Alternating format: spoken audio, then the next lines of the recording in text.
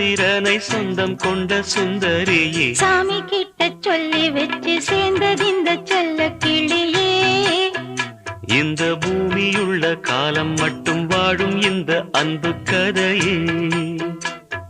முத்துமணியே பட்டு துணியே ரத்தினமும் முத்தினமும் சேர்ந்து வந்த சித்திரமே சாமி கிட்ட சொல்லி வச்சு சேர்ந்தது இந்த செல்ல கிளியே. இந்த பூமியுள்ள காலம் மட்டும் வாழும் இந்த அன்பு கதையே.